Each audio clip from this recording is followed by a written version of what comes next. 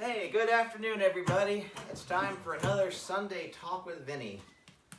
And I think today's subject will be a request from one of our viewers. He asked the question, how do you go about dealing with day-to-day stress? Which is a phenomenal question, and the answer is quite simple.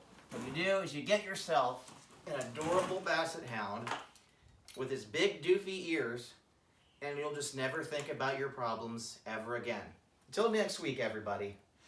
But on a more serious note, having a pet is not a bad way to deal with stress, because when you come home from a very frustrating day of work, there is always somebody there waiting for you with unconditional love. And that is just a wonderful feeling, so that's definitely a good option. It's really easy to get sucked into systems in our world that create a numbness of emotion, to where animals seem to give you an emotion. Because he's always full of energy, and he's excited to see me when I come home, and he's happy, and that happiness is contagious. So if possible, I think it's a great idea to have a pet, because they can just be wonderful companions in your life. One of the issues of dealing with stress I've recently learned is that we really need to be more educated about ourselves. This problem affects men quite a bit, as a condition known as alexithymia, which is kind of a broad mental disorder, but to oversimplify things, it means you're really bad at understanding with or dealing with your emotions. And just being armed with that knowledge in and of itself has actually been a little bit better for my stress, because I understand myself better. It's, I am like millions of other men who've been diagnosed with a condition called alexithymia, which I possibly have, not an official diagnosis, but there are some similarities. And knowing what the problem is in your life is actually really good for reducing your stress. Now let's say you like to smoke a pipe, and your wife is really mad at you for doing that, and you find yourself with a sore throat. Well, is it allergies? Is it pollen? Do I have strep, or do I have throat cancer? And not knowing creates a lot of stress. But what if you go to the doctor and she says, oh yeah, you have seasonal allergies? Well, now you know what the problem is, and just being armed with that information, even if you don't plan on addressing it, just having the knowledge can help reduce your stress, because you understand yourself better. So I think one of the very first steps in dealing with stress is to know thyself.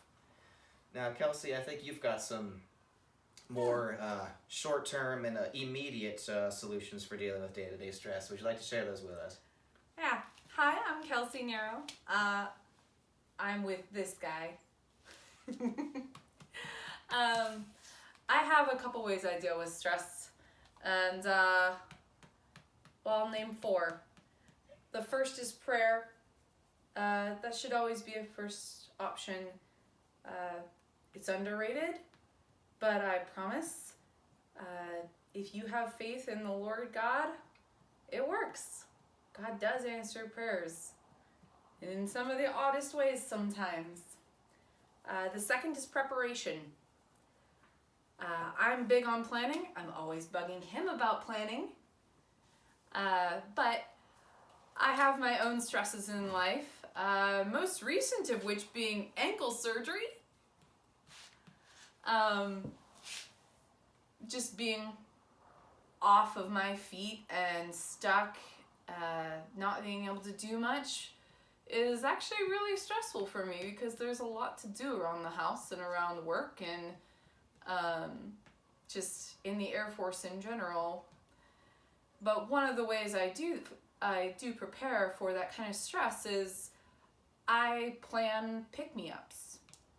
For example, I haven't been feeling well. I've been in pain. Duh. I just had my bones ground down,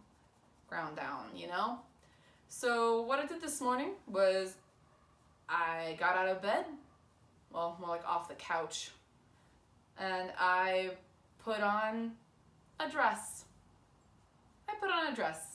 just because it made me feel good, and because I couldn't fit any of my pants over my cast.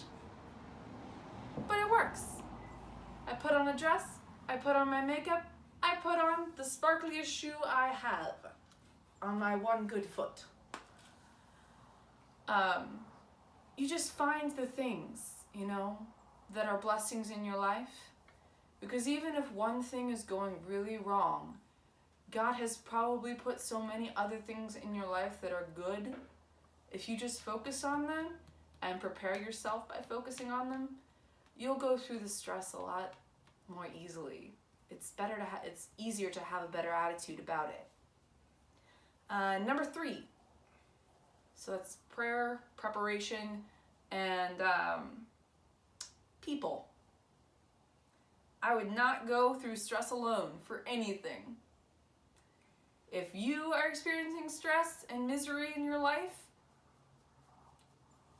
someone right here is probably experiencing something of the same sort. Talk to people about it and learn how to make friends, which that could be a whole nother Talk to your topic. dog about it. Here's an instant friend. He doesn't experience stress or misery or anything except love and free food. Love and free food. But it's a place to start. His ears are big enough to listen. Right. See that? He can listen. My people, I find them at church. I have friends who are just amazing Christian influences in my life, and they're always encouraging me. To be clear, a church is not a building. It is the body of believers that you have to encourage you in your life. It's the people. It's not a pastor. It's not, it's not going to church every Sunday. It's not organized religion. It's a lot deeper than that. Exactly. It's the people who care about you in your life, who want to push you towards God and want to go towards God themselves.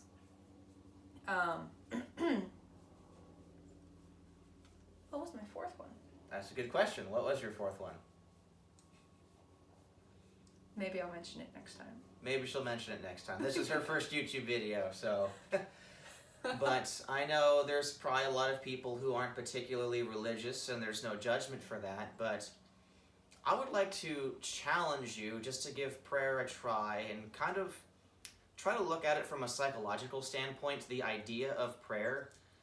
In its simplest terms, praying is conversing with something more powerful than you. So maybe when you were a child and there's the big baseball game coming and you're really stressed out because you don't think you're good enough. You talk to your dad because you're stressed out. Dad, he's big, he's strong, he can deal with this. And he just says, you're going to be okay, son.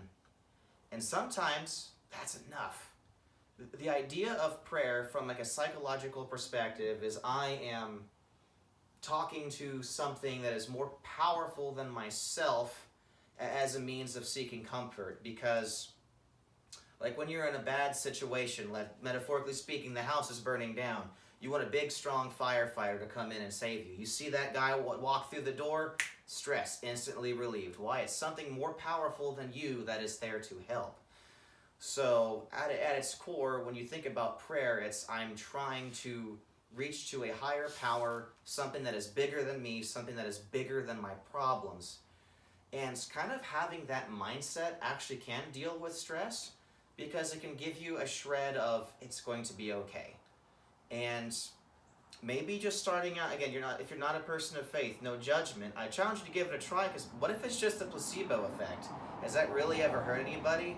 If simply by praying to something you don't even believe in, but you just feel better afterwards, have you really lost anything? So consider it from a psychological perspective of I'm just trying to be okay.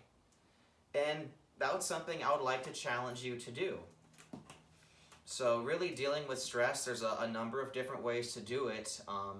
One of the biggest things to be careful of, and I'm guilty of this, you are probably guilty of this, but there's a lot of psychological research and data that would show that consuming large amounts of social media and etc. can numb your senses and numb your emotions, which can contribute to that problem, alexithymia.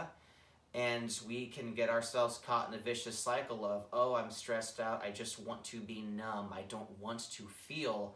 And then you kind of get yourself caught in this vicious feedback loop of you feel stress, you watch YouTube videos or play video games, you forget about it, then you procrastinate, then you're stressed out again, and it kind of creates this vicious cycle.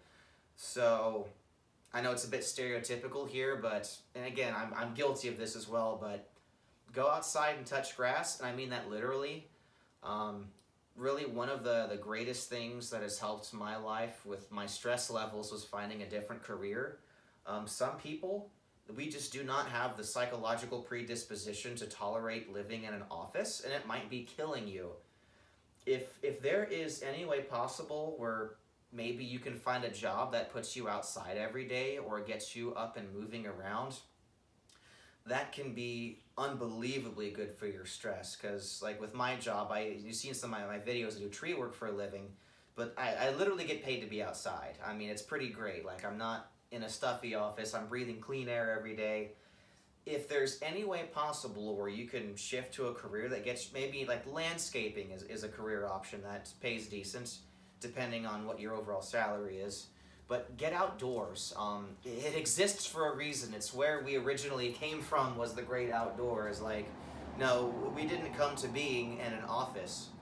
Whether you believe in God like I do, or if you believe in evolutionary processes as some do, either way, life didn't start in an office. It started in the outdoors. And that is, in a way, I think that's kind of where we belong. And when you get back to where you belong, outside, breathing clean air, you will feel better. So that's another consideration. And there are times when, stresses can be relational. That's a big problem. If you are dating, that you have the option to walk away, and if you are married, it is not as easy. People, the wrong people, are not who you go to. Yes. We've been married for 5 years, and unsurprisingly, we've had problems in our marriage, as everybody does, and she had to grind my gears a little bit, but I sucked it up and went to marriage counseling, and I was able to talk with another man about my problems, and that actually really helped me open up. Because here's the thing, I know I'm really going to make the YouTube algorithm angry here, and I'm going to step on a whole bunch of people's toes. Men and women are different, and we deal with stress a little bit differently. I don't really like putting on dresses to deal with my stress. That just doesn't quite work for me. But talking to a bro can absolutely help with stress, because they speak your language. So you need to address those problems in appropriate ways. And just remember, men and women are different. Not better, not worse, just different. And that's perfectly okay. And, if you are married and there's stress in your marriage, I think it is a good idea to get marriage counseling, because that might be the source of your stress. If it is your job, which I've been there, I've worked office jobs in corporate America, and I hated it and I was miserable. And really, to be honest, the only solution that I had was to send out applications and find a different job. And I kind of bounced around from job to job until I found a place that paid me well, that I could tolerate, and I did that for 1.5 years. And then the military moved us, and I worked in a factory for a while, hated it. Then I got another job in life insurance, hated that, and I wound up in tree work. So there's going to be trial and error, and that is kind of a part of life. But if you take the initiative to work on yourself and improve yourself, I do believe the results will come. So I know this has been a longer video than usual, and we could probably go on for hours and hours about this topic, because it is a great question, how to deal with stress. But some of the key factors is get more educated about yourself and your own psychology. Learn some of these important little buzzwords like alexithymia. Look it up on Google and see what it's all about. Maybe you have some of the symptoms, and even if you're not comfortable going to a therapist, at least just being armed with the knowledge can help you deal with it on your own a little bit better. Make good friends. That is unbelievably important for dealing with stress. And don't make bad friends. Don't make bad friends. Unmake bad friends. And maybe you're single, that's fine. If you're thinking about pursuing a relationship, Just remember, you need to pursue somebody who has goodwill towards you. It's not just about sex or looks or money. Those should all be more secondary to the relationship, and there's nothing wrong with. We could do an entire video series on relationships. Yeah, that's true. But there's a lot of things that you can do to deal with stress. But planning for the future, I think, is one of the biggest ones. Making good friends, getting educated, and knowing yourself. So there's a whole number of options available to you in dealing with stress. And there is no one right way to do it for every single person. It's going to be different for everybody. But there's a lot of things that you can do. And finally, if you have the space for it, get a dog. That might sound a bit cliche or stereotypical or whatever, but I love coming home to somebody who's just overjoyed to see me. That little bit of happiness every day in my life really does make the difference. Cancels out the person who he comes home to and is always wanting him to do the dishes. Exactly. So get a dog.